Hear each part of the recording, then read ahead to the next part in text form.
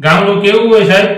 ગામડાનું વર્ણન કરતા કવિ લખે છે કે ધૂળ ઢેફાને પાણા હોય, ભીતે ભીતે સાણા હોય, ટાણા એવા ગાણા હોય, મળવા જેવા માણા હોય, ઉકરડાને ઓટા હોય, બળદિયાના જોટા હોય, પડકારા હાકોટા હોય, માણા મનના મોટા હોય, માથે દેશી નડિયા હોય, વીઘા એકના ભળિયા હોય, બધા હૈયા બળિયા હોય, કાયમ મોજે દરિયા હોય, સામૈયા ફુલેકા હોય, તાલ એવા ઠેકા હોય, મોભને ભલે ટેકા હોય પણ દિલના ટેકા ટેકા હોય, ગાય ગોબરને ગારો હોય, આંગણ તુલસીનો ક્યારો હોય, ધર્મના કાંઠે ધારો હોય, સૌનો વ્યવહાર સારો હોય, ભાંભરડા ભણકારા હોય, ડંકુને ડચકારા હોય, ખોખારા ખમકારા હોય, એ ગામડા શેર કરતા સારા હોય સાહેબ. એ ગામડા શેર કરતા સારા હોય સાહેબ. ગામડા શેર કરતા સારા હોય એટલું જ નહીં, પણ ગામડાના લોકોની કોઠામણ જ કેવી હોય એનો હું તમને એક દાખલો આપું કે એક દિવસ એક રાજાએ ફરમાન બહાર પાડ્યું કે જો એ લોકો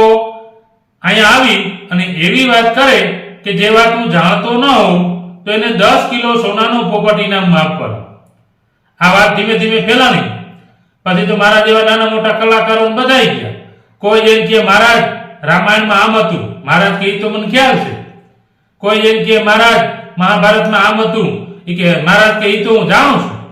હા, કોઈ જેમ કે મહારાજ પુરાણમાં આમ હતું, મહારાજ કે તો હું જાણું છું. મહારાજ કોઈ વાતે મંડાય નહીં, આવું વરદી આવ્યું. હા, પછી ગામડાનો એક ભાઈ મહારાજ કે બોલો શું આવ્યા? એ કે મહારાજ પોપટ લેવા આવ્યો. મહારાજ કે એની શરતોનો તમને ખ્યાલ છે? ઓલો ભાઈ કે મહારાજ તો જ આવ્યો હોય નહીં. તો મહારાજ કે તો કરો વાત. પછી ઓલા ભાઈએ વાત કરી. એ કે મહારાજ આમ તો એ કે વાત છે એ તમારા મારા ઘરની વાત છે. એ કે લગભગ તમે જાણતા જ હશો. એ કે મહારાજ તમને ખ્યાલ છે કે તમારા વડવાઓ અને મારા વડવાઓ બધા ભાઈબંધ હતા. એ કે મહારાજ ક્યાં એ તો મને ખ્યાલ જ હોય ને. પછી કે મહારાજ તમને કે એ વાતનો ખ્યાલ છે કે આપણે ઘર જેવા સંબંધ હતા. રાજા કે હા એ તો મને ખ્યાલ જ હોય નહીં કે પણ પોપટ મળશે નહીં કે.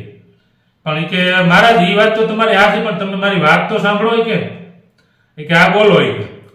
પછી મહારાજ કે તમને એ વાતનો ખ્યાલ છે કે તમારા વડવાઓને જ્યારે આ સિપાહીઓને પગાર કરવાનો હોય ત્યારે પૈસા ઘટતા ત્યારે અમારા વડવાઓ પાસેથી ઉસીના લઈ જતા, એ તમને ખ્યાલ છે? મહારાજ કે મારા બેટે કહી હોય કે પણ સાહેબ રાજામાં ભગવાન હોય ને, એ બુદ્ધિશાળી હોય ને, એ કોઠા ઊંધવાળા હોય. મહારાજે કીધું કે હા એ વાતનો મને ખ્યાલ છે અને અમારા વડવાઓ કહીને ગયા કે હિસાબ બધોય ચૂકતે થઈ ગયેલો છે, કોઈને કંઈ આપવાનું થતું નથી. ઓલો ગામડાનો માણસ કે હા મહારાજ બરોબર છે. પછી મહારાજ કે અમારે મળક બધા ઢોર ઢાકર હતા, એ તમને યાદ છે? મહારાજ કે આ મને યાદ જ હોય ને, હું બધું જાણું જ છું. પછી મહારાજ કે અમારી પાસે કે 20 કિલો સોનાથી અને 10 કિલો ચાંદીથી મઢેલી એક ઘંટી હતી, એ તમને યાદ છે? કે મહારાજ કે આ મને યાદ છે કે હું જાણું જ છું. પછી મહારાજ કે સપન્યો દુષ્કાળ પડ્યો, તમને ખ્યાલ છે? મહારાજ કે મને ખ્યાલ જ હોય નહીં.